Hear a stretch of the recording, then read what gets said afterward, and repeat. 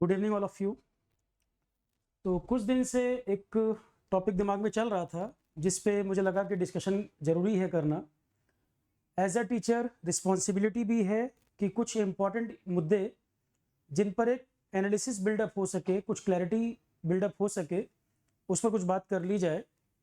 तो उसी को ध्यान में रखते हुए आज एक टॉपिक पे बात करना चाह रहे हैं जो पहलगाम का मैसेकर अभी हुआ, उसी से रिलेटेड। इसमें कई सारे इश्यूज कवर हो जाएंगे हमारे, एक डिटेल एनालिसिस इस पर बात करेंगे, इसके कितने डायमेंशन हैं। मुद्दा जितना सीधा दिखता है उतना सीधा मुद्दा ये है नहीं, इसमें कई सारे एंगल, जो मेरी अपनी समझ कहती है इसके कई सारे एंगल हैं, एक एक करके उन पे चर्चा करेंगे जहाँ तक मेरी क्षमता है, जो चीज़ें मैं आपको बता पाऊँ।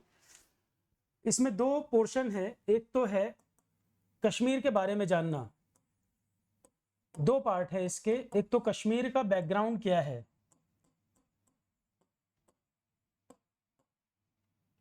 राजा हरि सिंह ने इंस्ट्रूमेंट ऑफ एक्सेशन साइन किया, भारत के साथ एग्रीमेंट हुआ, एक तो पार्ट वो है पूरी कहानी, नेहरू का क्या रोल रहा, शेख अब्दुल्ला कौन थे, हरि सिंह कौन थे, एक पूरा बैकग्राउंड।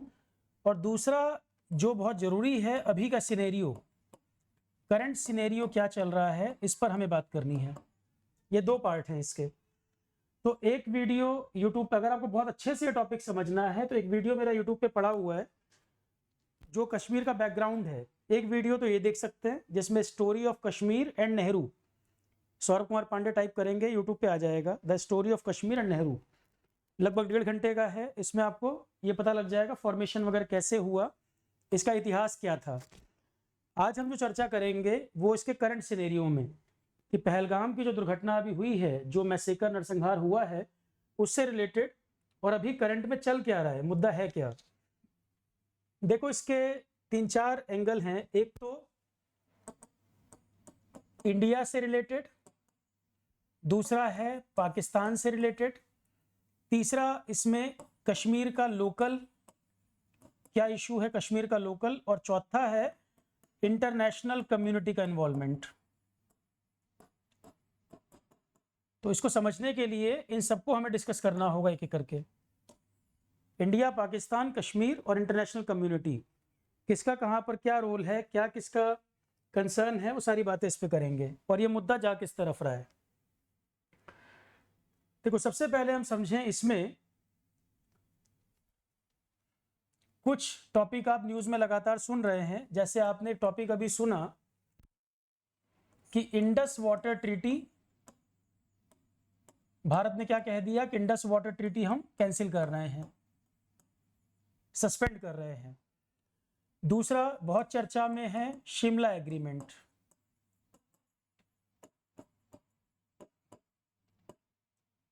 एक पीओके वाला एरिया, फिर एक बलूचिस्तान, यही सब न्यूज में चल रहे हैं अभी।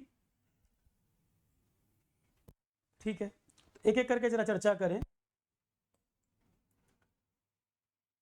इंडस वाटर ट्रीटी की जो हम बात कर रहे हैं, सबसे पहले हम इसको देखें कि पहलगाम में जो घटना घटी, अब इंडिया ने कह दिया कि इंडस वाटर ट्रीटी को हम सस्पेंड कर रहे हैं। तो इंडस वाटर ट्रीटी है क्या? इंडस वाटर ट्रीटी का मतलब क्या है? देखो, इंडस और इसकी ट्रिब्यूटरीज, एक रिवर है इंडस, फिर है इंडस, झेलम, चेनाब, रावी, ब्यास, सतलज। इसमें 1960 में, सितंबर में 1960, डेट जहां तक ध्यान है मुझे 19 सितंबर थी शायद, डेट एक बार चेक करना चाहो कर सकते हो, शायद 19 सितंबर था 1960, कराची में ये एग्रीमेंट हुआ था। कराची में एग्रीमेंट हुआ था वर्ल्ड बैंक की प्रेजेंस में कि इंडस और इसकी ट्रिब्यूटरीज जो हैं उनका वाटर डिस्ट्रीब्यूशन के लिए, इंडस और इसकी ट्रिब्यूटरीज का वाटर डिस्ट्रीब्यूशन कैसे हो इंडिया पाकिस्तान के बीच, ये ट्रीटी साइन हुई, जिसमें इंडिया की तरफ से Nehru, sign between Jawaharlal Nehru and, अब देखो कुछ पॉइंट वो भी रेस कर रहा हूं जहां पे एग्जाम में क्वेश्चन बनते हैं। इंडस वाटर ट्रीटी अब चर्चा में है, एग्जाम में क्वेश्चन बन सकता है। तो जवाहरलाल नेहरू और अयूब खान, इनके बीच साइन हुआ था in the presence of World Bank. बार बार आप न्यूज में सुन रहे हैं कि जो मीडिएटर था यहाँ पर कौन था, world bank, in the presence of World bank, world bank की प्रेजेंस में साइन हुआ। तो इंडस वाटर ट्रीटी सितंबर 1960, डेट 19 सितंबर थी जहां तक मुझे ध्यान है, कराची में साइन हुई थी नेहरू और अयूब खान के बीच। हमारी तरफ से नेहरू, उनकी तरफ से अयूब खान। वर्ल्ड बैंक की मध्यस्थता, वर्ल्ड बैंक मीडिएटर था, उन्होंने कराई थी। इसमें तय ये हुआ कि ये जो नदियां हैं इंडस, झेलम, चेनाब, इनका कंट्रोल जो है पाकिस्तान को जाए, और क्योंकि पाकिस्तान हमारे वेस्ट में है तो इनको नाम दिया गया था वेस्टर्न रिवर्स, इनको नाम दिया गया था वेस्टर्न रिवर्स। जो पाकिस्तान के कंट्रोल में गई उनको नाम दिया वेस्टर्न रिवर, और जो नदियां इंडिया के कंट्रोल में आई उनको नाम दिया गया eastern reverse, eastern reverse. Eastern river किनको नाम दिया गया, यहाँ ईस्ट और वेस्ट कंट्री के लोकेशन से नाम दिया है। अगर फ्लो देखें नदियों का तो ये सब वेस्ट की तरफ बहती हैं, फ्लो के हिसाब से ये नदियां सब वेस्ट की तरफ जाती हैं। ईस्ट या वेस्ट यहाँ रिवर के डायरेक्शन को नहीं, कंट्री की लोकेशन को बोला गया। ये पाकिस्तान की तरफ गई तो वेस्टर्न रिवर, इनका कंट्रोल इंडिया को, ये ईस्टर्न रिवर। और इंडस एक बड़ी रिवर है, इंडस का 20% और इनके अलावा इंडिया को और मिला 20% ऑफ इंडस। ये ट्रीटी थी इंडस वाटर ट्रीटी, ये नदियां प्लस 20% ऑफ इंडस। अब क्या इसका मतलब है, जो नदियां पाकिस्तान को मिल गई तो क्या इंडिया उनको खेती वेती में भी इस्तेमाल नहीं करेगा क्या? नहीं, कई सारी कंडीशंस यहां पर लिखी हुई हैं, जैसे खेती बाड़ी के लिए इस्तेमाल करना, जो रूटीन पर्पस के लिए, कई सारी चीज़ों में इस्तेमाल, कंडीशन प्रॉपर लिखी हुई हैं कि ये नदियां इंडिया से जा रही हैं, पाकिस्तान के कंट्रोल में तो हैं, इनमें क्या हमें अलाउ है क्या नहीं है, प्रॉपर कंडीशंस यहाँ पर मेंशन्ड हैं। ये इंडस वाटर ट्रीटी थी।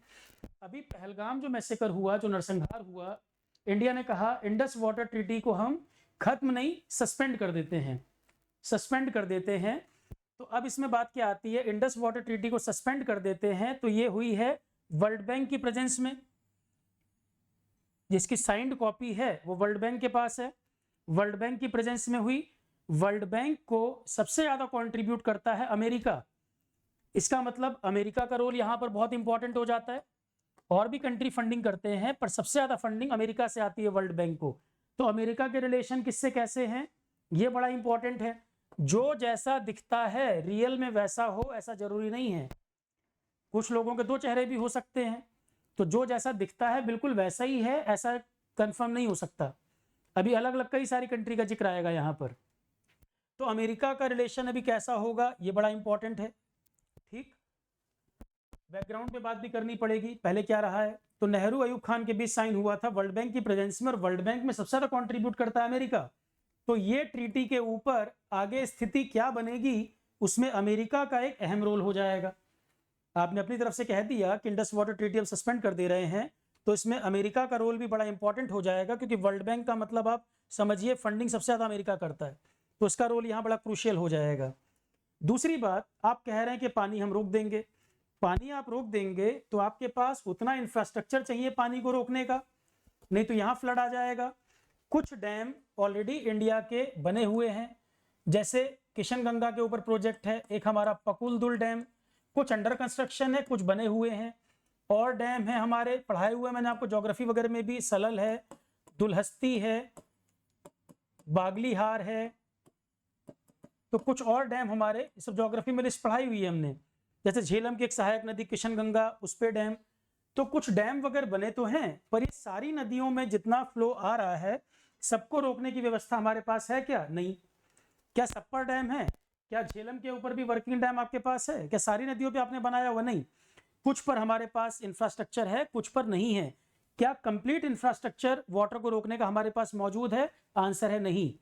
कुछ डैम बने हुए हैं, कुछ अंडर कंस्ट्रक्शन है, कुछ पे डिस्प्यूट है, कुछ की कैपेसिटी को बढ़ाने की जरूरत है। ठीक है, ये सारी बात। तो इंडस वाटर के ऊपर बात करें तो इतना पानी अगर आप रोक दोगे तो आप क्या फ्लड आ जाएगा।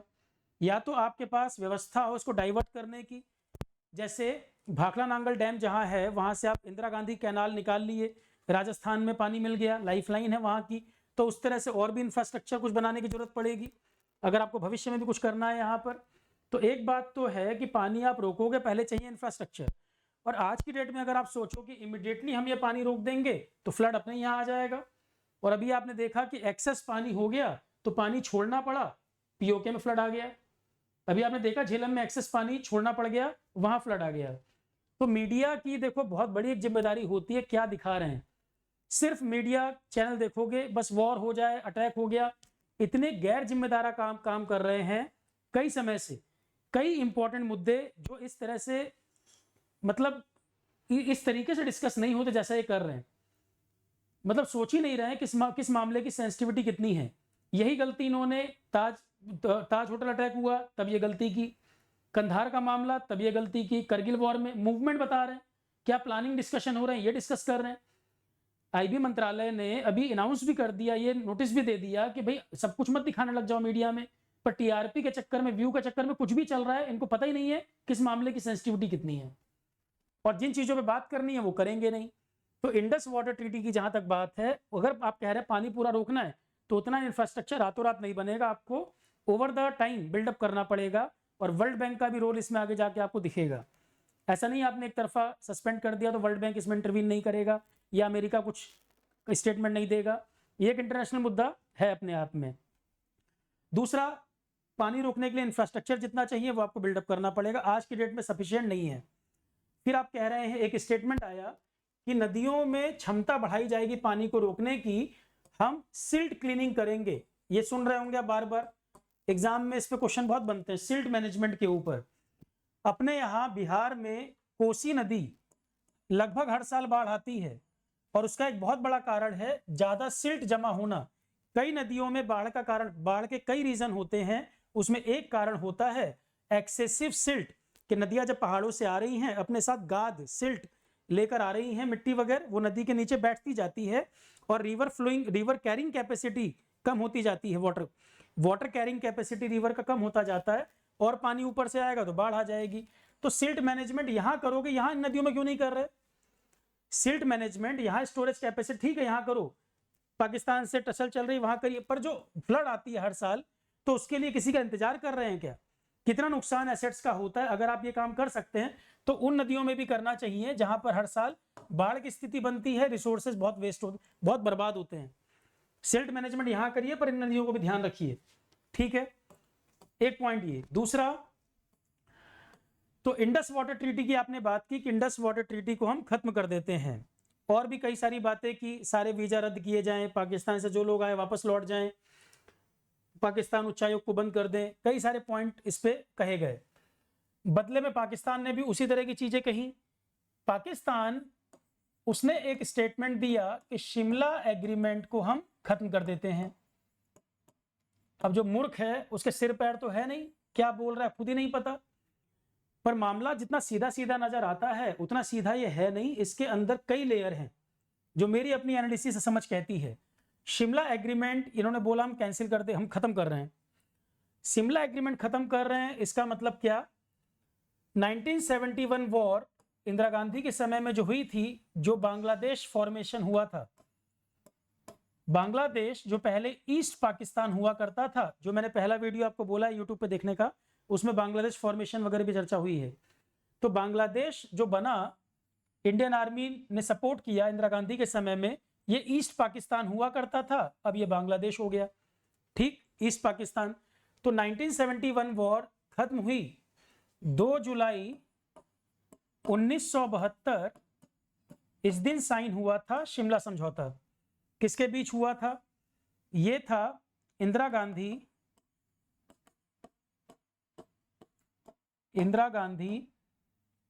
एंड जुल्फिकार अली भुट्टो। जुल्फिकार अली भुट्टो मतलब बिलावल भुट्टो के नाना, बेनजीर भुट्टो के फादर। तो जुल्फिकार अली भुट्टो, इंदिरा गांधी और जुल्फिकार अली भुट्टो के बीच 2 जुलाई 1972 को साइन हुआ था शिमला समझौता। शिमला समझौता कुछ उस तर्ज पर था, मिलता जुलता।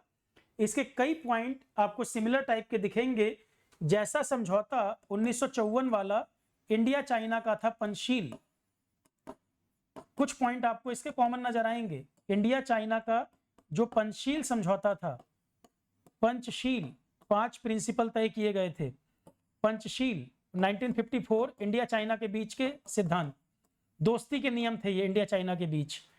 तो इंडिया चाइना का पंचशील 1954, कई पॉइंट इससे मिलते हैं कि हम दोनों एक दूसरे की सोवरेनिटी का रिस्पेक्ट करेंगे, इंटरनल अफेयर्स में इंटरफेयर नहीं करेंगे, शांतिपूर्वक रहेंगे, दोस्ती के 5 नियम बनाए थे। उससे कई सारे मिलते जुलते पॉइंट आपको इसमें भी दिखेंगे शिमला समझौते में जो इंडिया पाकिस्तान के बीच था।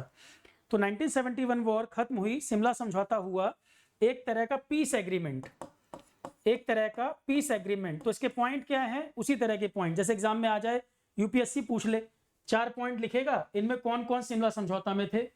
तो शिमला समझौता के कुछ पॉइंट, एक दूसरे की सोवरेनिटी का रिस्पेक्ट करना, पीस इस्टेब्लिश करना, आपस में एक दूसरे के रिलेशन को बेटर करना, एक दूसरे के ग्रोथ में सपोर्ट करना, मतलब एक दूसरे पे अटैक नहीं करना, इंटरनल अफेयर्स में दखल नहीं देना, शांतिपूर्वक रहना, मतलब नॉन एग्रेशन।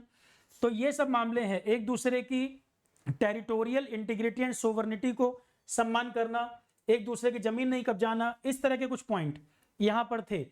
इसमें जो बहुत इंपॉर्टेंट पॉइंट्स हैं, एक पॉइंट ये था कि बाइलेटरल रिलेशन, जो हमारा डिस्प्यूट है आपस में, वो हमारा बाइलेटरल डिस्कशन से रिजॉल्व होगा। मतलब कश्मीर का मामला, जैसे कि जो हमारा डिस्प्यूट वाला पॉइंट है, जैसे कि कश्मीर के ऊपर डिस्प्यूट है, तो ये हमारा बाइलेटरल डिस्कशन होगा। ये बहुत इंपॉर्टेंट पॉइंट था शिमला समझौते का। मतलब थर्ड पार्टी को एंट्री इसमें नहीं देंगे, हम खुद आपस में तय कर लेंगे, थर्ड पार्टी की एंट्री इसमें नहीं करेंगे। कश्मीर वगैरह का मामला जो होगा बाइलेटरल डिस्कशन, हम आपस में तय करेंगे, बातचीत करके उसका क्या फैसला हम करेंगे, कैसे तय करेंगे आपस में, बाइलेटरल। इसीलिए और कंट्रीज में इंटरवीन नहीं कर पाते थे, क्योंकि बाइलेटरल तरीके से हम रिजॉल्व करेंगे। अब शिमला समझौता इन्होंने क्या कहा, हम खत्म कर रहे हैं। और बांग्लादेश वॉर, जो बांग्लादेश की जो आज़ादी की लड़ाई हुई थी, 1971 वॉर जो हुआ था, इंडिया का बड़ा अहम रोल था, इंदिरा गांधी को क्रेडिट जाता है। उसमें समझौते में यह हुआ, 13,000 स्क्वायर किलोमीटर जमीन आर्मी इतना ले चुकी थी इनसे, 13,000 स्क्वायर किलोमीटर जमीन हम ले चुके थे, और इनके 93,000 सोल्जर वॉर प्रिजनर की तरह थे, युद्धबंदी, युद्ध में इतना ये हार गए थे। 13,000 स्क्वायर किलोमीटर जमीन हमारे कंट्रोल में आ गई थी, 93,000 सोल्जर इनके सरेंडर किए थे। क्लियर है? अब ये बताओ, अब ये क्या कह रहे हैं, शिमला समझौता हम तोड़ देंगे, यही तो कहा। तो किसके पैर पे कुल्हाड़ी मारी भाई? शिमला समझौता हम तोड़ देंगे, किसके पैर पे कुल्हाड़ी मारी? तो शिमला समझौता जब तोड़ दिया तुमने, तो फिर जो बाइलेटरल डिस्कशन की बात थी, और ये देखो 13,000 स्क्वायर किलोमीटर जमीन हमने दी थी इसी समझौते पर, तो वो वापस कर दो। जब ये समझौता अब रहा ही नहीं, ये समझौता अब नहीं रहा, तो 13,000 स्क्वायर किलोमीटर जमीन हमको वापस दे दो, और 93,000 सोल्जर जो तुमको वापस किए थे वो भी लौटा दो। कुछ मर गए होंगे तो उनको जिंदा करके वापस कर दो। एग्रीमेंट तो यही था ना, 13,000 स्क्वायर किलोमीटर जमीन हमने वापस कर दी, 93,000 सोल्जर भी दे दिए, तो ये हमको लौटा दो फिर, जब समझौता है ही नहीं। और दूसरी बात, जब ये खत्म हुआ तो फिर क्या था, जो लाइन थी पहले, जैसे सीज फायर लाइन थी, जो एलओसी आप कहते हो, ये लाइन पहले हुआ करती थी, सीज फायर लाइन इसको बोलते थे। ये जो लाइन थी इसको सीज फायर लाइन कहा जाता था, और ये लाइन एलओसी हो गई, लाइन ऑफ कंट्रोल हो गई है, बैकग्राउंड में पढ़ाया हुआ है। जो इधर का एरिया है ये वाला, ये एलओसी है, जो चाइना के कब्जे में कश्मीर है, ये वाली लाइन एलएसी है। इसको कहते हैं लाइन ऑफ एक्चुअल कंट्रोल, जो चाइना की तरफ है, कश्मीर का कुछ पार्ट चाइना के पास भी है, उसको सीओके कहते हैं, चाइना ऑक्युपाइड कश्मीर, अक्साई चीन वगैरह जो एरिया, तो चाइना ऑक्युपाइड कश्मीर, और ये पीओके का एरिया, पाकिस्तान ऑक्युपाइड कश्मीर। इधर जो बाउंड्री बन गई है ये एलओसी बन गई है, इस तरफ एलएसी बन गई है, लाइन ऑफ एक्चुअल कंट्रोल। तो जब आप जो बाइलेटरल रिलेशन की बात की थी कि हम आपस में निपटारा करेंगे, तो फिर तो अब कोई बाउंड्री की बात है ही नहीं। शिमला समझौता जब खत्म हो गया और अब ये इंटरनेशनल मुद्दा बन जा रहा है, हमारा आपस में कोई पीस वाली और डिस्कशन का स्कोप छोड़ ही नहीं रहे हो, तो फिर तो पीओ, इसका मतलब आप ये पीओके वगैरह को मानो, एलओसी को मानने का मतलब ही फिर तो नहीं है। इसका मतलब आप एक तरह से इंडिया को ये कह रहे हैं कि अब तो कोई बाउंड्री है नहीं फिर आपस में। जो एक एग्रीमेंट के द्वारा ये एलओसी वगैरह के एरिया की बात कर रहे हैं, जिस पर सीज फायर हो गया, कि भाई अब आगे नहीं बढ़ा जाए, जहां पर रुक गई बात तो फिर आप तो इसका मतलब स्कोप दे रहे हैं कि अब इस पे आगे बढ़ सकता है इंडिया। तो शिमला समझौता पाकिस्तान अपने पैर पे भी कुल्हाड़ी मार रहा है। और एक्चुअल में बड़े चालाक लोग भी थे। चालाक लोग भी क्या थे, ये कटोरा लेके मांगने की आदत है। शिमला समझौते में इन्होंने चालाकी बहुत की। कंडीशन ये थी कि 13,000 स्क्वायर किलोमीटर की जमीन या 93,000 सोल्जर, इसमें से क्या लोगे? 13,000 स्क्वायर किलोमीटर की जमीन या जो सोल्जर है 93,000, उसमें से कोई एक चीज बताओ क्या लोगे? तो इन्होंने कहा कि जमीन वापस ले लेते हैं। और 93,000 सोल्जर इंडिया जेलों में रखेगा कहां? 2 टाइम की रोटी खिलाना मुश्किल हो जाएगा, बर्डन पड़ेगा। तो इंडिया कुछ टाइम बाद ये तो हमको लौटा ही देगा। चालाकी क्या थी कि 13,000 स्क्वायर किलोमीटर जमीन पहले ले लो और सोल्जर तो इंडिया वापस कर ही देगा, क्योंकि ये एक लाइबिलिटी की तरह है, इनको 2 टाइम रोटी खिलाना एक लाइबिलिटी है इंडिया के ऊपर, तो इंडिया अपने आप ही लौटा देगा हमको। इस पर स्थिति ये थी। तो शिमला समझौता खत्म करना पाकिस्तान ने, देखो इसका फायदा नुकसान दोनों। एक तो जो बाइलेटरल मुद्दा था, जो इंडिया पाकिस्तान के डिस्कशन तक ही सीमित था, वहीं से सॉल्यूशन निकलना था, उसको इसने एक इंटरनेशनल स्कोप दे दिया। अब उसको इसने ओपन कर दिया कि चाइना अमेरिका जैसे कंट्री भी उसमें स्टेटमेंट कमेंट पास करने लगे। और दूसरी दिक्कत क्या है, इंडिया के लिए भी ओपन कर दिया कि अब वो उस बॉर्डर को जब मान ही नहीं रहे, सीज फायर लाइन जो एलओसी, पहले सीज फायर लाइन था, बाद में एलओसी नाम पड़ा, तो फिर वो पहले वाली स्थिति में आ जाए बॉर्डर, तो पहले की स्थिति में आ जाए तो फिर हम भी क्यों मानेंगे, हम भी आगे उसको ऑक्युपाई करना चाहेंगे। तो एक तो इसने इंटरनेशनल मुद्दा बनाया, एक वो नेगेटिव गया पॉइंट, पर जो तुमने जमीन ली फिर वो भी वापस करो शिमला समझौता के हिसाब से। तो जो एक पीस एग्रीमेंट शिमला समझौता मेंटेन हो रहा था दोनों के बीच, वो कैंसिल होना इंडिया से ज्यादा पाकिस्तान के लिए भी बहुत नुकसान का सौदा है। ठीक है, तो ये कुछ पॉइंट समझ आ गए। जो 2-3 ट्रीटी बड़ी न्यूज में चल रही है, अब इसमें आपको मैं इसकी जो रूट कॉज बताऊं, रूट कॉज क्या है। जो ये घटना घटी, इसको आप बिल्कुल सीधा सीधा इंडिया पाकिस्तान एस्केलेशन की तरह मत देखिए, इसके कई लेयर। अगर इसकी डिटेल में जाएं, मैंने कुछ दिन पहले आपको अमेरिका चाइना टैरिफ वॉर पढ़ाया था, कुछ दिन पहले ही यूट्यूब पे वीडियो पड़ा भी होगा, अमेरिका चाइना टैरिफ वॉर का जिक्र किया था मैंने। उसमें मैंने ये कहा था कि अमेरिका सबसे बड़ी पावर है दुनिया में, और इसको अपनी कुर्सी खतरे में लग रही है कि जिसकी मोनोपोली रही है दुनिया में, $30 ट्रिलियन से ऊपर की इकोनॉमी, अभी भी मोनोपोली है, पर कुछ लोग इसके क्लोज जाते जा रहे हैं कि अगले 5 साल में, 20 साल में, 30 साल में गैप और कम होता चला जाएगा। तो अब अमेरिका, ट्रंप तो कहते ही हैं अमेरिका फर्स्ट की नीति, प्योर बिजनेसमैन है, वो कहते हैं अमेरिका फर्स्ट की नीति। तो जीवन में आगे बढ़ने के 2 तरीके, या तो ग्रोथ करके मेहनत करके आगे बढ़ जाओ, या जो तुम्हारे क्लोज आ रहा हो उसको पीछे कर दो, जो तुम्हारे क्लोज आ रहा हो उसको पीछे कर दो। अब अगर एक एक करके बताएं, Russia Ukraine war Joe Biden के एक स्टेटमेंट पर रुक सकती थी, होती ही नहीं, इसकी स्टार्टिंग ही नहीं होती। रशिया यूक्रेन वॉर जब मैंने आपको बताया था, तो इसमें जो बिडेन अगर एक स्टेटमेंट देते तो ये वॉर वहीं रुक जाती। मुद्दा था यूक्रेन ने कहा हम नाटो में शामिल होंगे, रशिया ने कहा तुम नाटो में जाओगे तो हमारे बॉर्डर पे तुम अपने वो डिफेंस सिस्टम वगैरह लगाओगे, हम एक्सेप्ट नहीं करेंगे, तुम खुद यूएसएसआर का पार्ट थे, पहले सोवियत संघ का पार्ट थे। जो बिडेन ने अपना सपोर्ट दे दिया, नाटो का सपोर्ट मिल गया यूक्रेन को, हम तुम्हारे साथ हैं, कोई डरने की बात नहीं है, इसको बना दिया स्केपगोट, ये बलि का बकरा बन गया बेचारा। रशिया से दुश्मनी निकालने के चक्कर में, रशिया को कमजोर करने के चक्कर में, किसी को कमजोर करना है तो क्या, युद्ध में ढकेल दो। रशिया भले ही यूक्रेन से युद्ध जीत जाए, पर काफी नुकसान तो हुआ ही, युद्ध आपको बेनिफिट तो नहीं कर रहा भाई, बहुत पीछे नुकसान तो हुआ। तो रशिया यूक्रेन युद्ध में उलझ गया, और जो लग रहा था हफ्ते 10 दिन में वॉर खत्म हो जाएगी, लंबा खिंच गया मामला। वेपन सप्लाई वगैरह दे रहे हैं, पर आज भी यूक्रेन नाटो का मेंबर नहीं बना, और वो अमेरिका जो सपोर्ट कर रहा था, ट्रंप के आते ही सपोर्ट खींच लिया। जेलेंस्की को कैसे बेइज्जत किया, अभी आपने वीडियो में देखा भी था कुछ टाइम पहले, कि ट्रंप की नीति कह रहे हैं यूक्रेन तुम खुद झेलो युद्ध को, युद्ध करवा दिया, रशिया को उलझा दिया, लंबा युद्ध खिंच गया, अब यूक्रेन की इनको जरूरत नहीं है। और ये पहली बार नहीं कर रहे, पहले भी ये काम हुआ है। जैसे आप देखते हो कि अमेरिका चाइना आज ये एंटी बने हुए हैं, एक समय में बड़ी अच्छी दोस्ती थी, 60s 70s वगैरह में देखोगे, 80s वगैरह में देखोगे, बड़ी दोस्ती हुआ करती थी। चाइना के अंदर जो मैन्युफैक्चरिंग हब बना, इन्वेस्टमेंट, पैसा, अमेरिका ने बहुत सपोर्ट चाइना को किया। किस लिए किया? चाइना भी कम्युनिस्ट कंट्री, यूएसएसआर भी कम्युनिस्ट था, यूएसएसआर भी कम्युनिस्ट, चाइना भी कम्युनिस्ट। अमेरिका ने यूएसएसआर के साथ चल रही थी कोल्ड वॉर। कोल्ड वॉर, सारे मामले समझने हैं, थोड़ा थोड़ा समझना पड़ेगा। अमेरिका यूएसएसआर के बीच चली थी कोल्ड वॉर 1946 से लेके 1991 तक, ये समय था कोल्ड वॉर का। शीत युद्ध बोलते हो जो आप, शीत युद्ध को शीत युद्ध इसलिए कहते हैं, डायरेक्ट आर्मी कन्फ्रंटेशन नहीं था, अलग तरीके से लड़ी गई है। शीत युद्ध इसलिए है क्योंकि डायरेक्ट आर्मी कन्फ्रंटेशन नहीं, सीधा सीधा आर्मी कन्फ्रंटेशन नहीं हुआ। और इसका एक बड़ा कारण था क्योंकि दोनों न्यूक्लियर पावर थे। दुनिया ने हिरोशिमा नागासाकी में जो विध्वंस, जो बर्बादी देखी, उससे पहले कोई अनुभव ऐसा नहीं हुआ था।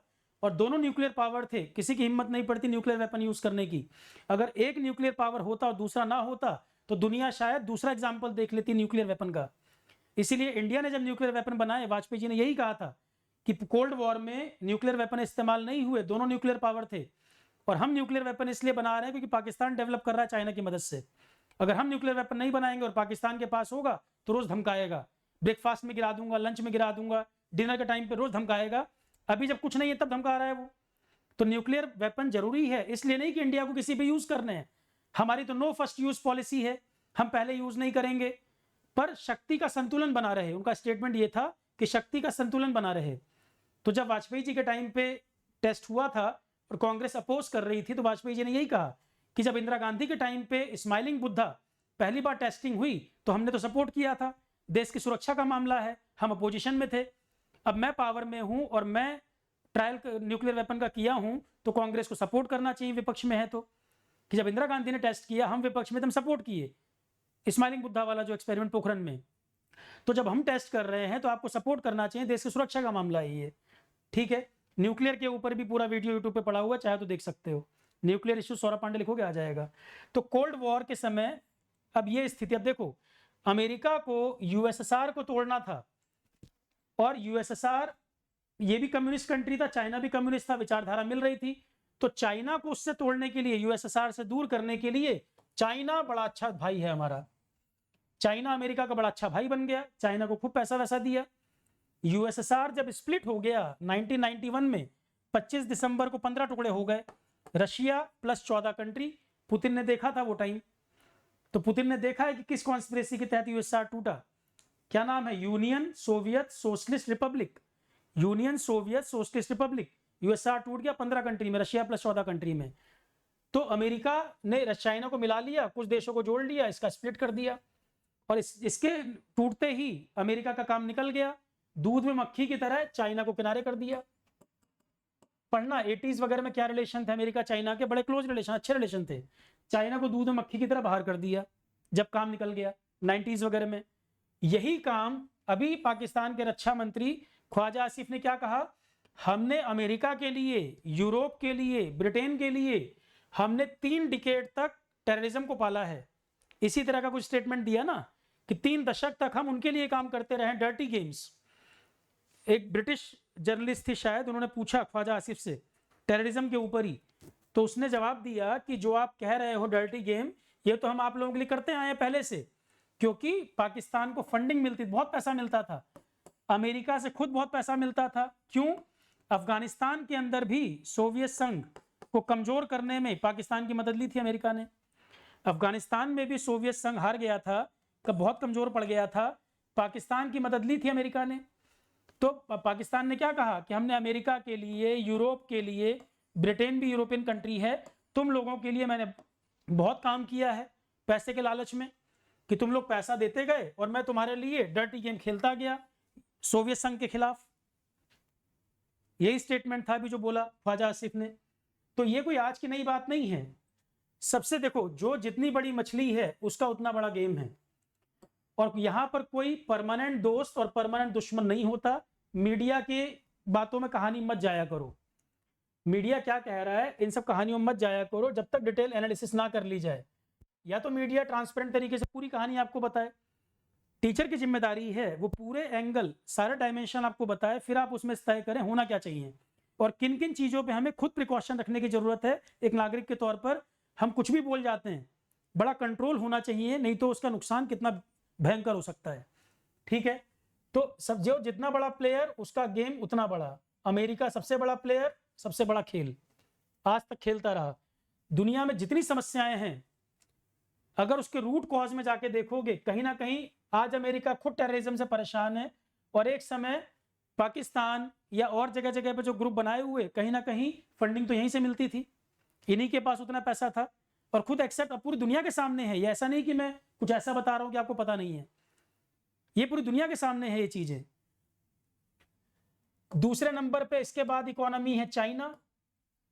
तो जो ऊपर के लोग हैं वो क्या चाहेंगे कि जो मेरे करीब आ रहे हैं कंपटीशन, उनको पीछे कर दो, या तो ग्रोथ कर लो, आगे बढ़ जाओ जीवन में, या जो अगल बगल में आ रहे हैं उनको पीछे कर दो, किसी ना किसी मामले में उलझा दो। अमेरिका, रशिया से दिक्कत थी, रशिया यूक्रेन वॉर में उलझ गया, एक कंपटीटर खत्म हुआ। जो बिडेन एक स्टेटमेंट से इस वॉर को रोक सकता था, मैंने तब भी बताया था। दूसरा, चाइना के लिए कोशिश है अमेरिका की कि चाइना ताइवान इशू हो जाए, और अनअवॉइडेबल है ये भी, आज नहीं तो कल चाइना ताइवान को क्लेम करेगा, अनअवॉइडेबल है ये, हो गया रहेगा, कुछ ना कुछ ऐसा माहौल बनेगा, गड़बड़ होगी बात। तो चाइना ताइवान का इशू किसी मामले में उलझ जाए। चाइना ताइवान से नहीं उलझ रहा, बिजनेस माइंडेड कंट्री है, इकोनॉमी को प्रायोरिटी ज्यादा देता है, बहुत अलग तरीके की राजनीति है चाइना की, समझ नहीं सकते आप। कुछ मीडिया वहां का कुछ बताएगा नहीं आपको चल क्या रहा है, ट्रांसपेरेंसी है नहीं, एक ही पार्टी गवर्नमेंट, एक ही पार्टी से बनते रहते हैं, कम्युनिस्ट है, तो कोई फेयर इलेक्शन या ऐसा कुछ गेम डेमोक्रेसी वाला तो है नहीं। तो चाइना, अब एक बात बताओ, 1949 के आसपास माओ से तुंग या माओ जेडोंग जो कहते हो, कम्युनिस्ट रिवॉल्यूशन से निकला था चाइना, और चाइना पे तो कई सारे कंट्री ने अलग अलग हिस्से पे रूल किया था। कहते ही थे चीनी खरबूजे को बांटो और काटो, काटो और बांटो, चीनी खरबूजे को काटो और बांटो, कई सारे कंट्री का कंट्रोल रहा। इंडिया तो मेनली ब्रिटिश कंट्रोल में रहा, यहाँ पे कई सारा। 1947 में इंडिया आजाद हुआ, और 1949 कम्युनिस्ट रिवॉल्यूशन के बाद लगभग नए चाइना का उदय हुआ। इस समय कंपैरिजन करोगे लगभग एक स्थिति में थे। हमारी बदकिस्मती क्या रही, इसको हमने भाई माना, इसने पीठ पे छुरा घोंपा। इंडिया अपनी पीठ पे लाद लाद के दुनिया में इसको रिकॉग्निशन दिलवाया नेहरू के समय में, नहीं तो कम्युनिस्ट लोगों के लिए अच्छी विचारधारा दुनिया में नहीं थी, इंडिया डेमोक्रेसी था, इसकी अच्छी एक्सेप्टेंस थी, इसकी नहीं थी। इंडिया की ही पीठ पे बैठ के रिकॉग्निशन मिला, और इंडिया की पीठ में छुरा घोंप दिया। तो एक तो गलती ये हुई यहां पर, और दूसरा, इंडिया का पड़ोसी पाकिस्तान, वाजपेयी जी कहते थे ना, पड़ोसी तो नहीं बदल सकते, और आप कितने सुरक्षित रहोगे चाणक्य नीति के अनुसार भी डिपेंड करेगा आपकी पड़ोस कैसी है, आपका नेबरहुड कैसा है, आपके साथ सपोर्ट में है या नहीं। तो 1949-47 इंडिया चाइना लगभग स्थिति एक जैसी। आज क्या कारण है कि अमेरिका को टक्कर दे रही है और हम थोड़ा काफी पीछे रह गए। भाई इंडिया की तुलना में तो 3-4 गुना 4 गुना लगभग बड़ी इकोनॉमी है चाइना। तो इंडिया वॉर झेलता गया। 1947-48 आजाद होते ही कश्मीर को लेकर युद्ध, कबाइलियों का युद्ध बोलता है पाकिस्तान, पाकिस्तानी सेना का युद्ध था, जो पहला लेक्चर पढ़ोगे उसमें बताया डिटेल में मैंने। फिर हमने 1962 में चाइना से युद्ध लड़ लिया। चाइना ने युद्ध थोपा हम पे, युद्ध होना नहीं था, चाइना ने हमें ह्यूमिलिएट करने के लिए ऐसा किया कि दुनिया में ये मैसेज जाए कि हम हैं एशिया की बड़ी पावर, इंडिया नहीं। कहीं ना कहीं इंडिया को ह्यूमिलिएट करने के लिए किया था, और इंडिया इस वॉर के लिए तैयार नहीं था। फिर इंडिया ने 1965 युद्ध लड़ लिया, फिर 1971 वॉर, फिर 99 में कारगिल। इतने युद्ध इंडिया देख चुका, तो एक युद्ध आपको कई साल पीछे तो ले ही जाता है। ऐसा नहीं है कि इंडिया में कैपेबिलिटी की बहुत कमी है, रीजन तो कई है कि डेवलपमेंट क्यों रुका। चाइना एक हब बन गया, चाइना को अमेरिका का सपोर्ट भी रहा एक समय में, इंडिया अमेरिका रिलेशन उतने अच्छे नहीं हुआ करते थे उस टाइम पर। 1971 वॉर में तो पाकिस्तान के सपोर्ट में अमेरिका ने एयरक्राफ्ट कैरियर हमारे सर पर खड़ा कर दिया था लाके, पाकिस्तान को सपोर्ट किया था अमेरिका ने, रशिया ने इंडिया की मदद की, यूएसआर ने। 1971 वॉर जो बांग्लादेश लिबरेशन वाली हुई थी, वो उसका रिजल्ट और आगे कुछ और होता। अमेरिका ने पाकिस्तान के सपोर्ट में एयरक्राफ्ट कैरियर, एक बहुत बड़े साइज का शिप, वो लाके हमारे सर पर खड़ा कर दिया, और यूएसआर इंडिया के सपोर्ट में आया, तब जाके वो टल पाई बात। ऐसा मामला हो गया था। इंडियन ओशियन में बहुत टेंशन क्रिएट हो गया था इस वॉर में, तो यूएसआर के सपोर्ट से इंडिया को बेनिफिट मिला यहाँ कि वो सेटल हो पाई बात, नहीं तो अमेरिका अटैक कर देता। ऐसे हालात हो गए थे, इतना पाकिस्तान उसका क्लोज था। ठीक है, तो अब कारण क्या है कि इंडिया को कई युद्ध भी झेलने पड़े, और एक युद्ध आपको बहुत पीछे ले जाता है। और चाइना कम्युनिस्ट रिवॉल्यूशन से निकला, ये युद्ध वगैरह में फंसा नहीं है।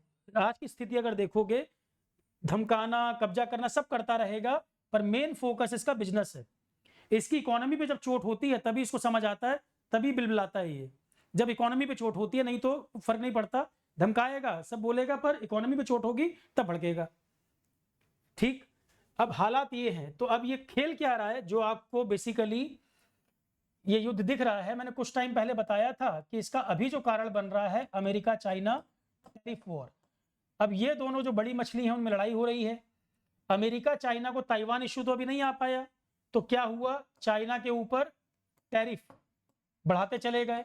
और मैंने आपको बताया था कि आप क्या कह रहे हैं, कई लोग, कंपनीज चाइना से निकल के इंडिया में आएंगी, है ना। यहीं पर आपने डिस्कशन में सुना था कि इंडिया के लिए एक बहुत बड़ी अपॉर्चुनिटी है कि अब बिजनेस आएगा इंडिया को, क्योंकि चाइना पे टैरिफ बहुत लग गया है, वो कंपनी अब इंडिया में आएंगी। इंडिया में क्यों आएंगी, इंडिया के साथ साथ एक मार्केट और है उनके लिए, वियतनाम। इंडिया के साथ साथ एक मार्केट और है वियतनाम, तो इंडिया में भी आ सकते थे, वियतनाम में भी जा सकते थे। कोविड के टाइम पे बहुत बात होती थी, काफी कंपनीज वियतनाम चली गई, फेवरेबल मार्केट है कंपनीज के लिए।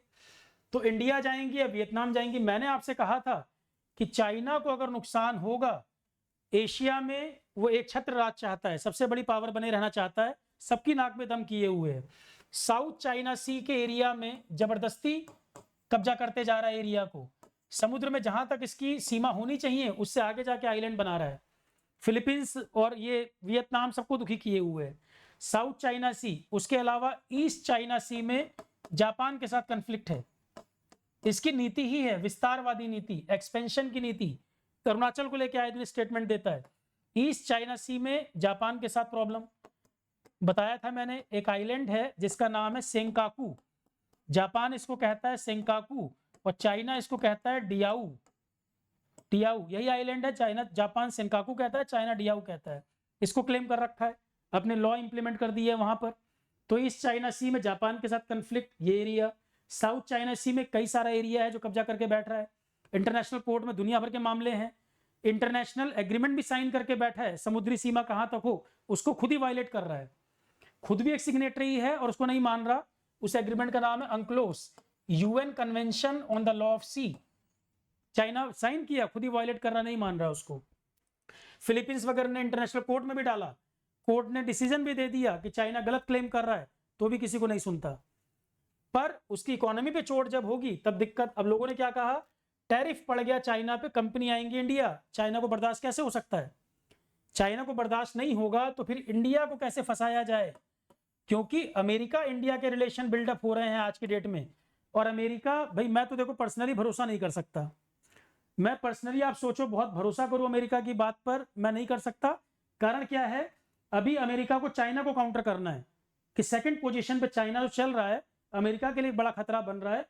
अमेरिका को चाइना को काउंटर करना है तो आज इंडिया बहुत अच्छा दोस्त है। जैसे इतिहास में यूएसआर को कमजोर करना था तो चाइना दोस्त था, उसके बाद अफगानिस्तान में यूएसआर कमजोर करना तो पाकिस्तान दोस्त था, तो आज चाइना को काउंटर करना है तो इंडिया दोस्त है। जहां पर इतना गैप हो ना तो दोस्ती की गुंजाइश कम होती है, मुझे लगता है। पर्सन में हो सकती होगी, कंट्री में मुश्किल है जहां पर इतना गैप हो। जहां पर इतना गैप है कि हमसे लगभग तकरीबन 7-8 गुना बड़ी इकोनॉमी अमेरिका, तो जो अमीर वाला है ना उसी के हिसाब से दोस्ती तय होगी, कब तक वो हमसे दोस्ती रखना चाहेगा। भाई एक राजा है और एक गरीब व्यक्ति है, उन दोनों में दोस्ती कब तक रहेगी ये राजा पे ही निर्भर करेगा। वो जब तक चाहे दोस्ती रखे और जब मर्जी दोस्ती तोड़ दे। आप बहुत ज्यादा उस पर बिलीव करें, फेथ करें, कभी भी धोखा मिल सकता है, क्योंकि उतना गैप है, वो कब तक दोस्ती रहेगी इस पे डाउट है। ठीक है, हाँ रशिया ने हमेशा इंडिया का साथ दिया है, ये बात ठीक है, रशिया ने हमें सपोर्ट किया, पर रशिया को सपोर्ट कर रहे हो तो इधर अमेरिका है, दोनों नॉर्थ पोल साउथ पोल है, फिर से बात घूम गई। तो आज का जो दौर है ये एक समय था ग्लोबलाइजेशन का, कंट्री एक दूसरे के मामले में इंटरवीन करना, बोलना। ये टैरिफ वॉर ने एक ऐसा मुद्दा छेड़ दिया है, उल्टा चल रहा है, डी ग्लोबलाइजेशन, कि सब अपना अपना देखो। एक अलग दौर चल रहा है कि सब अपना अपना निपटो, डी ग्लोबलाइजेशन। ट्रंप तो कह रहा है ना हम किसी मामले में नहीं आएंगे। इजराइल को छोड़ के कहीं भी अमेरिका उतना खुलकर सपोर्ट नहीं कर रहा, इजराइल को सपोर्ट करना मजबूरी है। इजराइल को छोड़कर कहीं इतना खुलकर सपोर्ट नहीं कर रहा, वो तो कह रहा है सब अपना अपना देखो। अमेरिका को यूरोप से कोई मतलब नहीं, यूरोप को भी किनारे लगा दिया। रशिया यूक्रेन से हमारा कोई मतलब नहीं, अमेरिका फर्स्ट की नीति, बस अमेरिका को देखूंगा। तो डी ग्लोबलाइजेशन, सब अपना अपना देखो। अब जो पहले की बात थी कि और कंट्री सपोर्ट में आएंगे, वॉर रोकेंगे, वो सब माहौल नहीं बन रहा। स्थिति बहुत तेजी से, वर्ल्ड ऑर्डर बहुत तेजी से बदल रहा है, शिफ्ट कर रहा है। तो मेरा मानना क्या है, अब चाइना इंडिया को कैसे उलझाएगा? जो बड़ी मछली है वो अपने छोटी मछली पे टारगेट करेगी, तो इंडिया को बेनिफिट ना मिल जाए, या अमेरिका इंडिया के जो रिलेशन बिल्डअप हो रहे हैं, जो चाइना को लग रहा है कि आगे जाके मुझे खतरा करेंगे। टैरिफ वॉर में चाइना ने बहुत जोर लगाया कि अमेरिका को साइडलाइन कर दें। वो कह रहा है कि अमेरिका टैरिफ लगा रहा है, अमेरिका को छोड़ के बाकी कंट्री हमारे साथ आ जाएं, वियतनाम, रशिया और कई सारे कंट्री। एक अलग ऑर्डर तैयार हो रहा है जिसमें China, Iran, north Korea, Russia, कई सारे कंट्री को ये अपने साथ एक ग्रुप तैयार हो रहा है अलग। इंडिया को भी इसने शुरू में कहा कि आप भी ट्रेड के ऊपर हमसे एग्रीमेंट कर लो, हम आपस में अच्छे रिलेशन बिल्डअप कर लें। अभी कुछ दिन पहले की बात है, पहलगाम मैसेकर रातों रात नहीं हो गया, प्रॉपर प्लानिंग के तहत है, जो मेरी समझ है।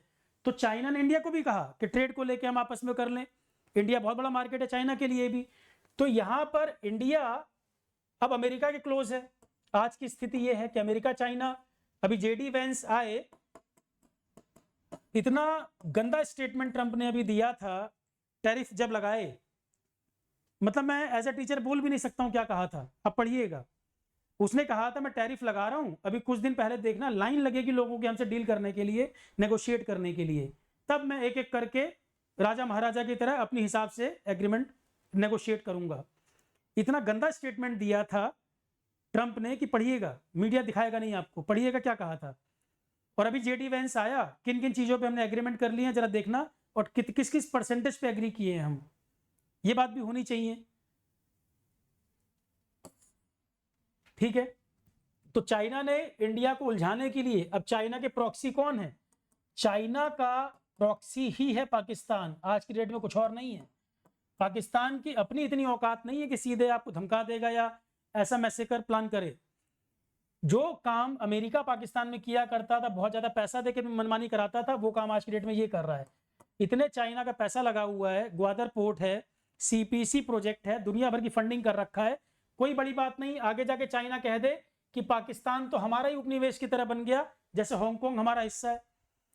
इतना कर्जा लाद देगा पाकिस्तान के ऊपर, जो चाइना की डेट ट्रैप पॉलिसी है कि चाइना, पाकिस्तान की हिम्मत नहीं कुछ बोल पाए। डेट ट्रैप पॉलिसी, कर्जे में फंसा दो किसी कंट्री को, आवाज ही ना निकाल पाए। यही काम तो श्रीलंका में भी हुआ था। तो पाकिस्तान चाइना का प्रॉक्सी है। इसकी रूट अगर जाके ढूंढोगे ट्रेड वॉर में, इसमें टैरिफ वॉर में मिलेगा, ट्रेड वॉर में, तो ये इसका प्रॉक्सी है। इस प्रॉक्सी को यूज करके इसने कराया अटैक। ठीक, अब इसका दूसरा एंगल, ये तो एक पार्ट हो गया। और अब आप देखो, मैंने तब क्या कहा था, खतरा मेन पाकिस्तान नहीं, सबसे बड़ा खतरा चाइना है। आप कह रहे हो मैं इंडस वाटर ट्रीटी ब्रेक कर रहा हूं, पानी रोक दूंगा, उसमें से ध्यान देना इंडस वाटर वाले में जो रिवर्स हैं, ये इसका देखो मैप है।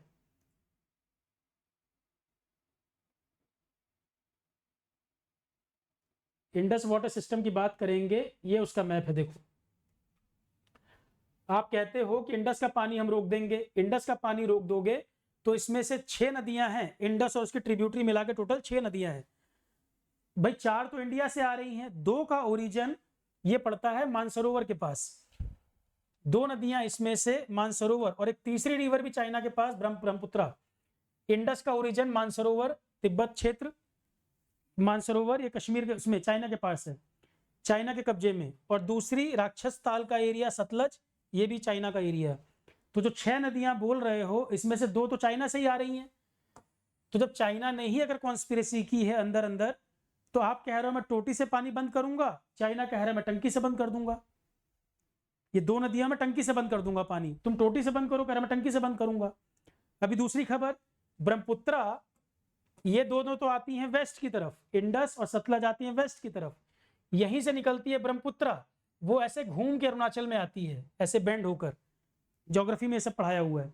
तो ऐसे बेंड होकर ब्रह्मपुत्रा आती है, और यहीं ब्रह्मपुत्रा के ऊपर चाइना डैम बना रहा है, बहुत बड़ा डैम तैयार कर रहा है।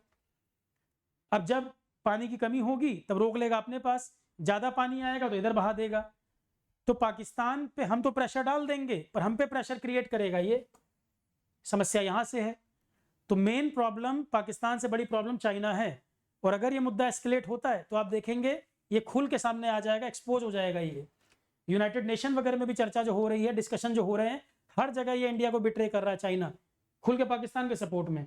अभी इसने अपनी मिसाइल्स वगैरह भेजी हैं पाकिस्तान को, अभी अपनी मिसाइल्स वगैरह पाकिस्तान को भेज रहा है, वेपन सप्लाई कर रहा है पाकिस्तान को। मेन जो है अब ये क्या कर रहा है, इंडिया के अगेंस्ट में पाकिस्तान को सपोर्ट करता है। एक समय में रिलेशन इंडिया से ठीक हुआ करते थे, तो गेम जो है वो यहां से चल रहा है। दूसरा, धर्म के नाम पे एक कंट्री है तुर्की, रिलीजन के नाम पे, सिर्फ इसको रिलीजन दिखना चाहिए बस, रिलीजन के नाम पे सपोर्ट कर रहा है पाकिस्तान को तुर्की। तो अभी जो आप देखोगे मेन सपोर्ट वो चाइना और तुर्की, इन दोनों का सपोर्ट है पाकिस्तान को आज के डेट में। वेपन सप्लाई वगैरह जो मेनली आप देखोगे, वेपन सप्लाई वगैरह मेनली पाकिस्तान को चाइना और तुर्की से हो रही है। जो भी वेपन वगैरह इनको दिए जा रहे हैं बेसिकली इसी एरिया से मिल रहे हैं, ये दोनों कंट्री दे रहे हैं। तो एक तो खेल ये है, ठीक, कि इंडिया को कमजोर कैसे किया जाए। और पहलगाम मैसेकर जो हुआ, जो इतने लोग मार दिए गए, इतनी दुर्भाग्यपूर्ण घटना रही, इनको ये पूरे प्लानिंग कैलकुलेशन के साथ किया गया काम है। उसके दो तीन फैक्टर हैं। एक तो कश्मीर इतने समय तक हालात इतने खराब थे, एक समय तो ऐसा आया कि सपोर्ट ही नहीं मिल पा रहा था, लोकल सपोर्ट नहीं मिल पाता था, पत्थरबाजी वगैरह की घटनाएं आप देखते थे। पहलगाम मैसेकर के बाद आपने देखा कि कश्मीर के लोग खुलकर भारत के सपोर्ट में दिखे, कश्मीर की जनता ने खुल के सपोर्ट किया भारत को, क्योंकि आर्टिकल 370 हटने के बाद जब फ्री मूवमेंट वगैरह हुआ, डेवलपमेंट दिखा, लोगों की इनकम शुरू हुई, रोजगार हुए, तो ये तो सबसे अच्छा तरीका है ना। अगर किसी एरिया का डेवलपमेंट करोगे तो किसी को भी अपने बच्चे पालने हैं, ग्रोथ करनी है, इनकम आनी चाहिए। तो कश्मीर में आर्टिकल 370 जब खत्म हुआ, आर्टिकल 370 क्या था, 35A क्या था, पिछले वीडियो में सब है ये, यहाँ फिलहाल मैं करंट की बात कर रहा हूँ। ये जब हुआ, सिचुएशन नॉर्मल होने लगी, इनकम आने लगी, एम्प्लॉयमेंट आने लगा, कश्मीर का डेवलपमेंट होने लगा, तो पाकिस्तान को दिक्कत ये हुई कि कश्मीर हमारे हाथ से निकल जाएगा, आम जनता जो है ये इंडिया के ही सपोर्ट में आती जाएगी, जितना डेवलपमेंट होता जाएगा उतना इंडिया का सपोर्ट बढ़ता जाएगा।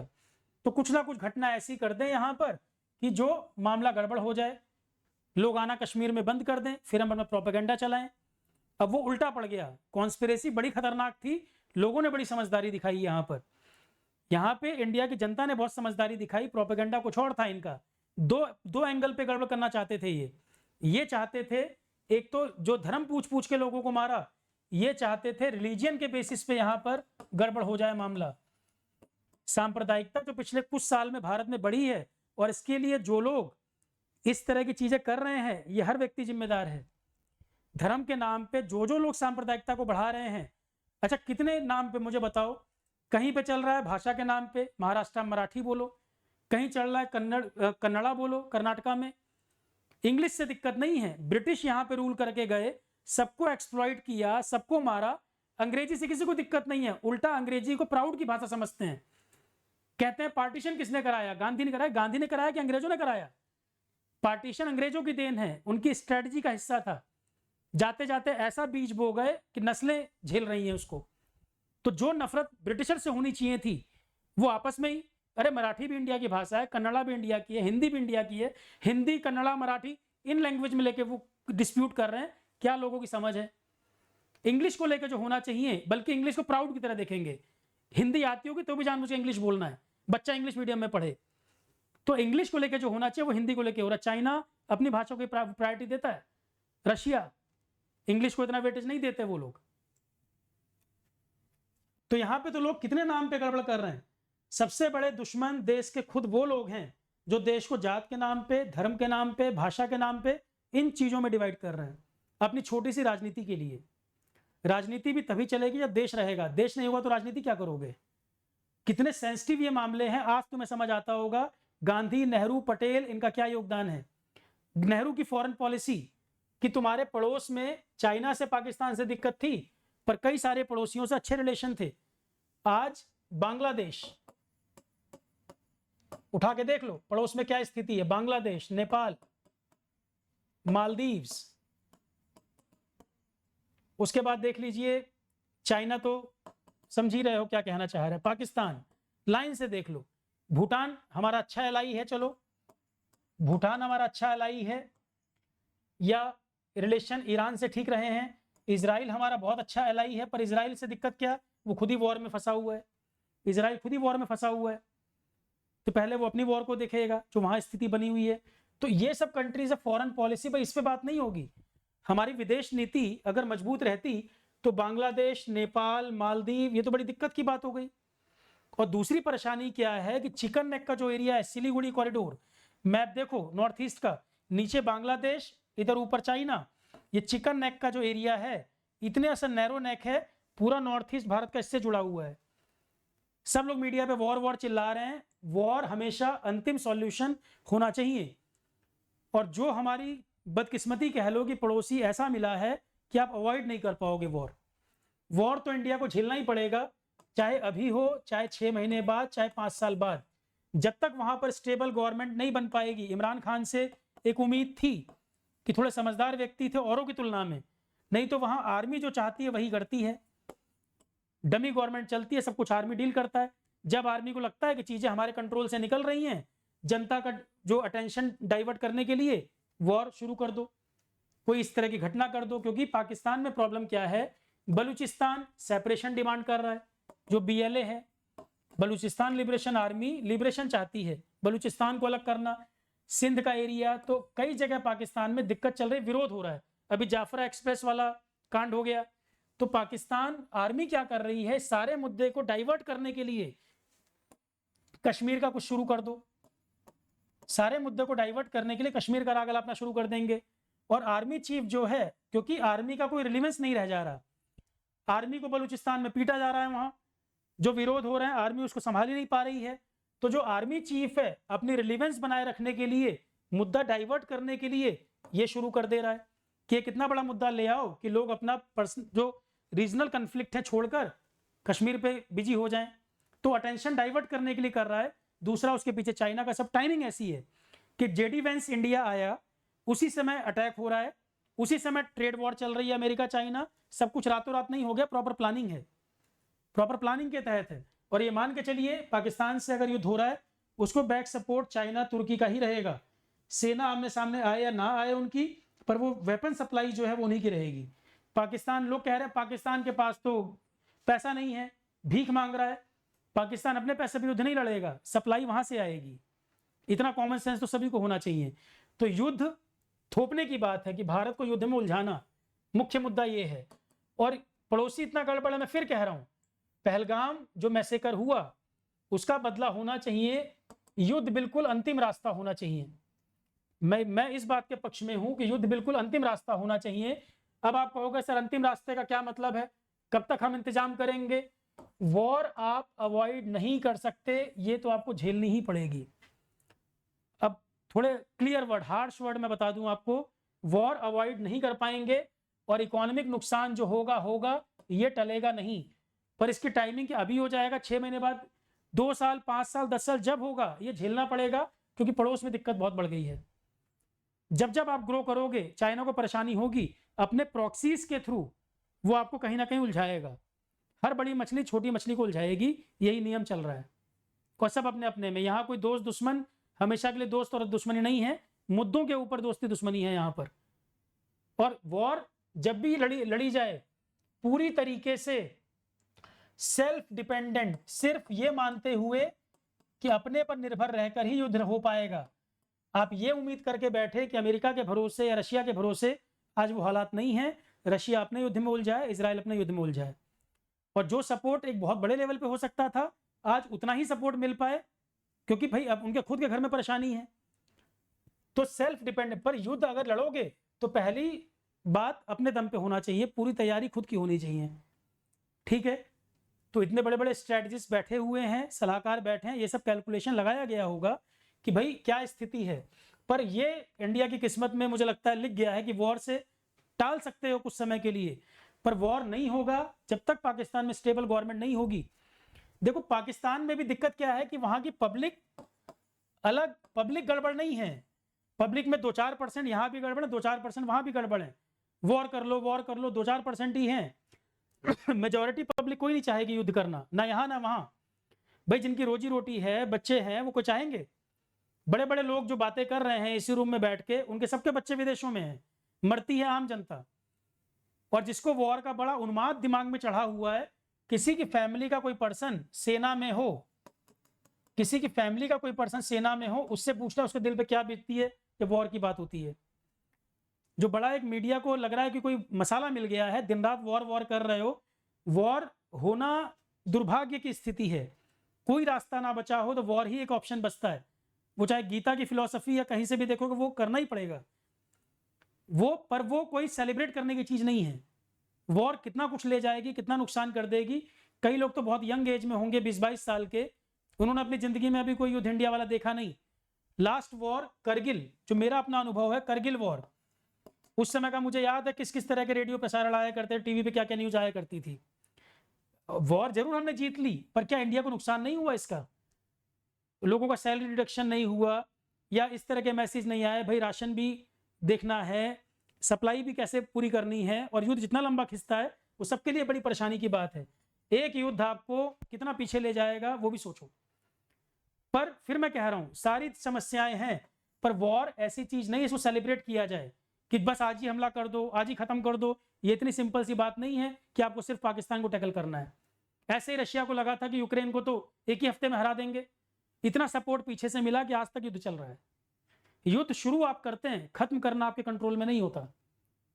और एक युद्ध कितना कुछ ले जाएगा वो भी नहीं पता। तो उन्माद में आके नहीं, क्योंकि वो प्लानिंग करके बैठे हुए हैं सब। तुरंत तुर्की सप्लाई भेज रहा है, तुरंत चाइना सप्लाई भेज रहा है, वो प्लान करके बैठे हैं। इमोशनली होकर युद्ध नहीं होता।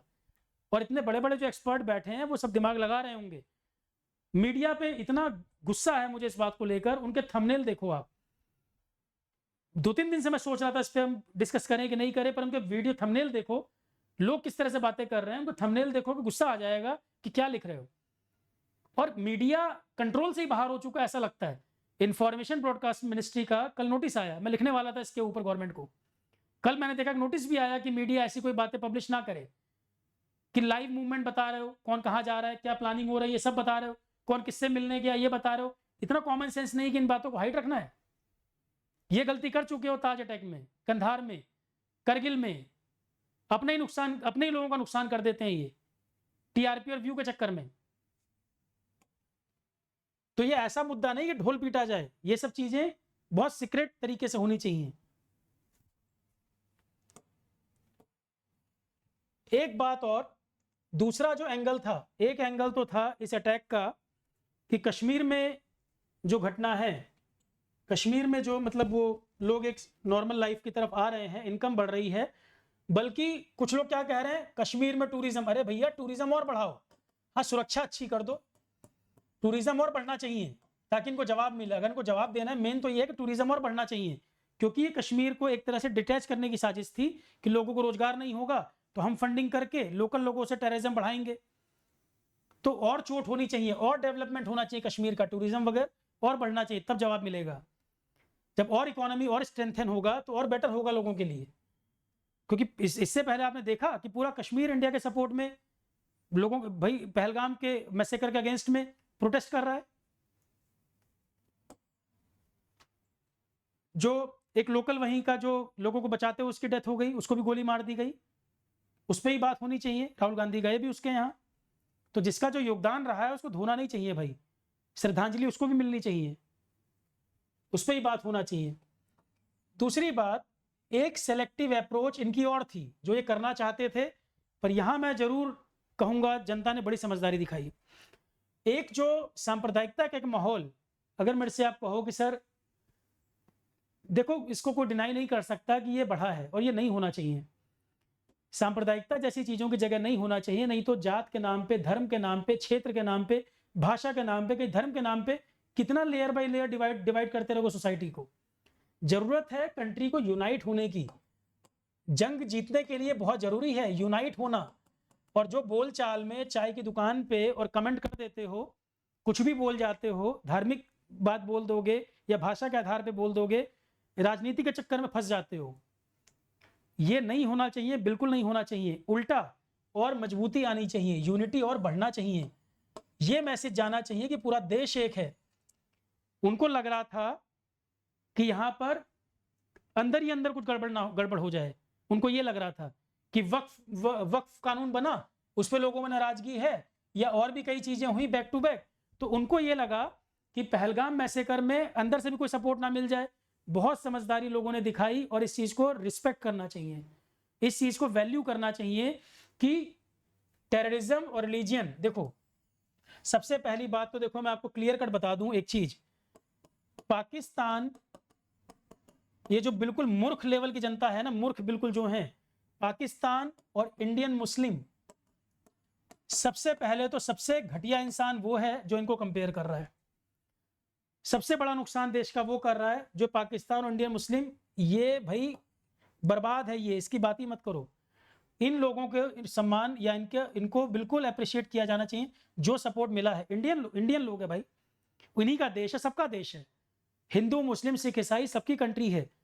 पर बहुत गलत चीज है जो ये लोग ये इस तरह की बातें का स्टेटमेंट देते हैं, सबसे ज्यादा नुकसान देश का वो कर रहे हैं और ये नहीं होना चाहिए। आगे से कहीं ये बात हो रही हो उसको कंडेम किया जाना चाहिए, उन बातों को रोकना चाहिए। नहीं तो आप मुझे बताओ वर्ल्ड सिनेरियो कैसा बन रहा है और आप क्या चीज कर रहे हो। बाहर के दुश्मन से तब लड़ पाओगे जब अंदर से मजबूत रहोगे, अंदर अगर खोखले हो जाओगे तो बाहर के दुश्मन से लड़ नहीं पाओगे। ये चीजें सबसे ज्यादा नुकसान करने वाली हैं, ये नहीं होना चाहिए। ये व्हाट्सएप वगैरह को देखकर ये कबाड़ा मत करिए देश का, राजनीति के चक्कर में फंस के। और एज ए टीचर मुझे बोलना पड़ गया ये बात, मुझे खुद को लग रहा है कि ये बात नहीं होनी चाहिए, मुझे खुद बोलना पड़ गया। हर जगह इस तरह की डिबेट डिस्कशन, जरूरत नहीं है इन चीजों की। अभी एक एग्जांपल दे दूंगा, तुरंत मुंह बंद हो जाएगा दो चार लोगों का। अगर तुम ये बात कर रहे हो आईएसआई के जो सपोर्ट कर रहे हैं आईएसआई को लोग, वो सारे मुस्लिम लोग कर रहे हैं क्या? कुछ लोग कहते हैं आईएसआई से मिले हुए, इस तरह की स्टेटमेंट दे देते हैं बिना कुछ सोचे समझे। अभी एक न्यूज में आपको बताऊं तुरंत शर्मिंदा हो जाओगे। पिछले साल एक पर्सन अरेस्ट हुआ, पिछले साल एक पर्सन अरेस्ट हुआ, आपको दिखाता हूं मैं न्यूज, पढ़ोगे लिखोगे तब तो समझ आएगा। व्हाट्सएप पे सिलेक्टिव प्रोपेगेंडा पढ़ोगे तो कहां समझ आएगा। लो पढ़ लो, द हिंदू का राइट अप है, ओपन करके पढ़ लो। ये कौन सी धर्म है भाई? रिलीजन में चीजें ढूंढते हो, रिलीजन के हिसाब से बताते हो। अब यहां किसी भी धर्म के 2-4% लोग गड़बड़ हैं जो सबका नुकसान कर रहे हैं। पर ये बहुत अच्छा वो रहा जो पूरे देश को यूनाइट किया। पहलगाम की जो घटना घटी, पूरा देश यूनाइट हुआ, इररिस्पेक्टिव ऑफ कौन किस जात का, किस धर्म का, किस क्षेत्र का, किस भाषा का, पूरा देश यूनाइट किया इस घटना ने। और ये चीज मेंटेन रहनी चाहिए। ये सबसे बड़ा देशभक्ति की बात यही होगी कि इस चीज को, यूनिटी को बनाए रखें। और घटनाएं दुनिया में घटती हैं, वायलेंस कहीं की घटनाएं मान लो आती हैं, कहीं कोई मर्डर हुआ, कहीं किसी ने कुछ कहा, पैर में अगर 2-4 छाले होंगे तो गर्दन काट लोगे क्या अपनी? पैर में 2-4 छाले होंगे तो उनको पनिश करो, जेल में डालो, पर गर्दन थोड़ी काट लोगे। जो गड़बड़ कर रहा है उसको जेल में डालो, किसी भी धर्म का हो, कार्रवाई करो उन पे। ये घटना पढ़ो जरा। Farmer BrahMos aerospace engineer life imprison मिला, इंफॉर्मेशन लीक कर रहे थे पाकिस्तान के आईएसआई को। पर्सन का नाम पढ़ लो, निशांत अग्रवाल। इस पे भी कुछ कहना चाहिए। फिर आईएसआई के जो लोग बैठे हैं वो ऐसा नहीं किसी एक पर्टिकुलर रिलीजन के बैठे हैं, और ये पहली घटना नहीं है, ढूंढोगे 50 एग्जाम्पल मिल जाएंगे। अब ये किस रिलीजन के हैं भाई? और उन्होंने जानबूझ के ये जो प्रोवोक किया ना, जो उन्होंने कहा कि धर्म देख के लोगों को मारा, वो यही मुद्दा था कि लोग भड़क जाएं, धर्म के नाम पे डिवाइड करो। ये कॉन्स्पिरेसी का हिस्सा था कि जो धर्म पूछ के मारने का क्या मतलब है बताओ? धर्म पूछ के मारने का मतलब ये था कि लोगों को डिवाइड कर दो आपस में, ऐसी कोई घटना घट जाए कि अंदर से परेशानी हो जाए, कश्मीर में ऐसा कुछ हो। पर लोगों ने बहुत समझदारी दिखाई यहां पर, लकी रहे हम इस चीज को लेकर। और ये मेंटेन होनी चाहिए यूनिटी आगे तक के लिए। तो कुछ भी कोई स्टेटमेंट दे जाते हो तो देश का नुकसान करते हो, कुछ भी मत बोल दिया करो बिना जाने। सिर्फ धर्म देख के कुछ भी स्टेटमेंट किसी को बोल दोगे। एपीजे अब्दुल कलाम भी थे भैया, बहुत अच्छे लोग, आपको 50 एग्जाम्पल मिलेंगे। जरूरत है एजुकेशन को बढ़ाने की, लोगों को जॉब मिले, एजुकेशन बढ़े, डेवलप करें लोग। आप ही का कंट्री है, आप ही के सब लोग हैं, आज तक देश में साथ रह ही रहे थे, कुछ भी बोल जाते हैं। और अभी पूछोगे आप क्या सॉल्यूशन चाहते हो तो कोई जवाब नहीं किसी के पास। सबसे बड़ा खतरा बाहर से तैयार हो रहा है, उसके लिए जरूरी है घर की मजबूती।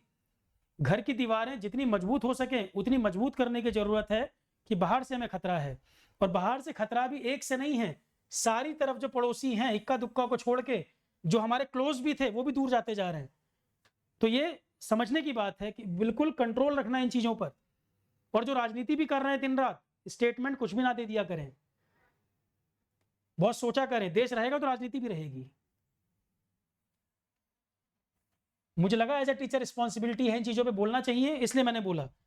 अब आपका एग्रीमेंट हो सकता है, डिसएग्रीमेंट हो सकता है, 2-4 लोग कमेंट में लिखेंगे अरे सर कुछ और ही बात अपनी गाएंगे, पर मैं फिर कह रहा हूं कोई भी स्टेटमेंट देने से पहले सोचें देश का नुकसान कर रहे हैं कि भला कर रहे हैं। सही देशभक्ति इसमें है कि देश का नुकसान ना करें। कुछ कर नहीं सकते तो कम से कम नुकसान ना करो।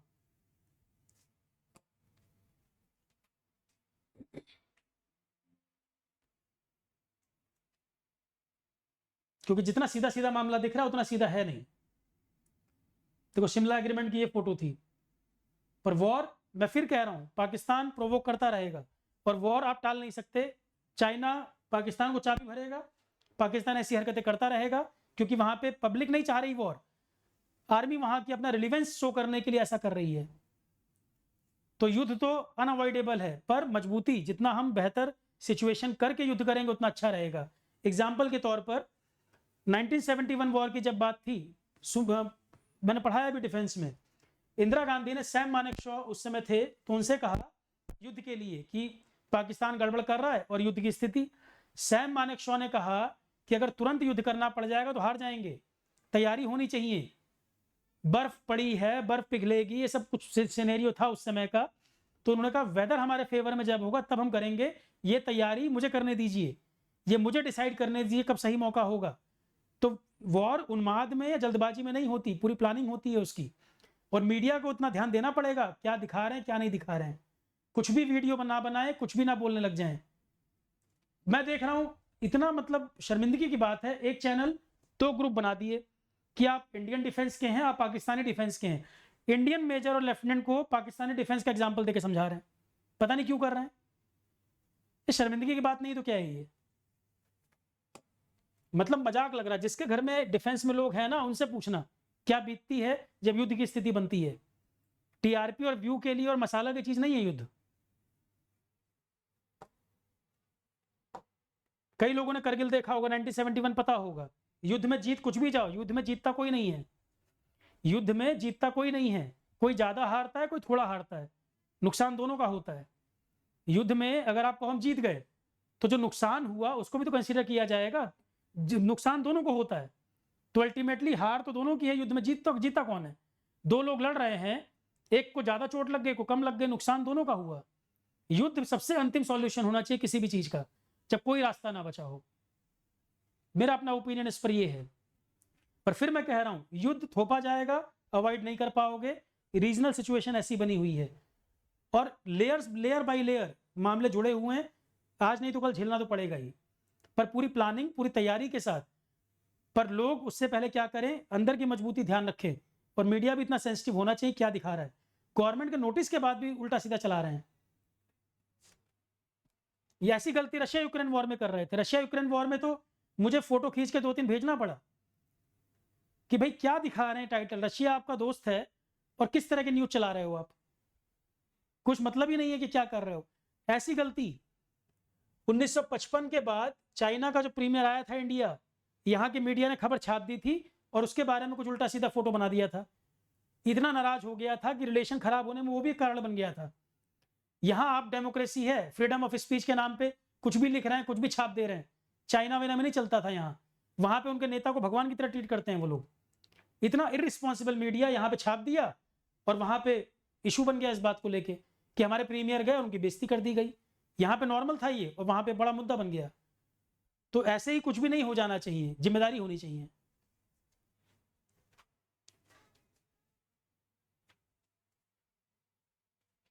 और सबसे बड़ी बात है अंदर वालों की जिम्मेदारी सबसे बड़ी तो ये है कि अगर कोई हरा भरा पेड़ है और उसकी जड़ में जहर मत डाल दो।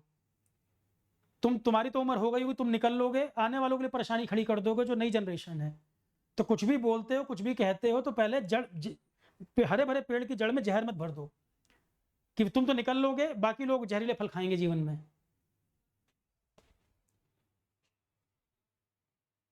अभी एग्जाम्पल देता हूं मैं, कोविड की घटना घटी। कोविड में कम से कम 1000 वॉलंटियर की मैंने टीम बनाई थी और पूरे इंडिया लेवल पर उन्होंने काम किया। बहुत नज़दीक से देखा मैंने कोविड को, क्या क्या कैजुअलिटी, बहुत लोगों को तो घटनाएं भी नहीं पता होंगी, और किसी के जानने में शायद ही कोई ऐसा हो कि जिसके जानने में किसी की डेथ ना हुई हो। ऑक्सीजन सिलेंडर सप्लाई जो लोग ज़्यादा कर रहे थे, इसमें कौन लोग थे भाई? मना कर देते धर्म के नाम पे मैं सिलेंडर नहीं लूंगा, इसका कोई जवाब नहीं है। ऑक्सीजन सिलेंडर सप्लाई मैक्सिमम कौन लोग कर रहे थे, जरा पता कर लो। तब तो नहीं मना किया कि धर्म के नाम पे मैं सिलेंडर नहीं लूंगा। एक नेता, क्यों मैं कह रहा हूं, एक नेता कह रहा है दुकानदार से सामान खरीदो तो धर्म पूछो। अरे क्या घर में क्या करना चाह रहा है? घर की नींव खोदी जाती है क्या? इतना नहीं कॉमन सेंस है कि क्या माहौल बनाए, और घर में कह रहा है कि दुकान पे सामान धर्म पूछ के खरीदो। 2-4 घटनाएं कहीं घटती हैं, इसका मतलब ये नहीं कि पूरा तुम आपस में पूरी नींव खोद डालो घर की। अब ऐसा एजेंट मैंने अभी आपको एग्जांपल दिया, सर्च करो कितने मिलेंगे। रिलीजन देख के हो रहा है। ड्रग्स जो पाकिस्तान के रूट से आती हैं, रिलीजन देख के होता है, और सेम रिलीजन के लोग एक दूसरे के लिए अच्छा काम करते हैं। कई सारे डिपार्टमेंट में चला जाओ, करप्शन के बिना काम नहीं करा पाओगे। धर्म बता के देखना, सेम धर्म वाले एक दूसरे के लिए बिना पैसा लिए काम करेंगे, उसमें कोई बात नहीं है। बस पागल हो जाओ नेताओं के चक्कर में। अरे भैया, नेताओं के खुद के बच्चे विदेशों में हैं, उनकी खुद की शादियां एक से दूसरे धर्म में हो रखी है बच्चों की, और आम जनता पागल बने पड़ी है। बड़े बड़े लोग निकल जाएंगे, फंसते इसमें आम जनता ही फंसती है। तो पागल मत बनो उन्माद के चक्कर में।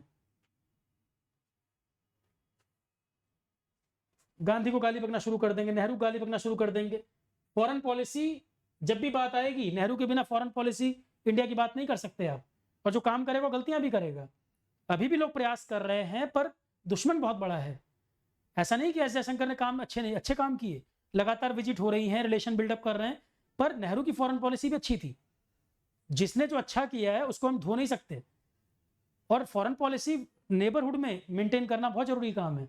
कोशिश भी कर रहे हैं, पर इतना बड़ा दुश्मन सामने है कि वो भी अपनी कॉन्स्पिरेसी गेम खेल रहा है।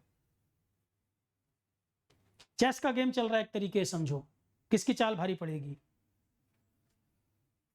ठीक है, चलो, thank you all of you. ये मुझे अपना कुछ पॉइंट रखने थे, एग्री करें या डिसएग्री करें, पर कम से कम सुनने के बाद तभी ओपिनियन बिल्डअप करें। और कुछ भी स्टेटमेंट देते हैं, कुछ कहते हैं, तो बस ऐसे ही मत बोल दिया करो, सुना समझा करो, उसके बाद ही कुछ स्टेटमेंट पास करना चाहिए। ठीक है, thank you all of you.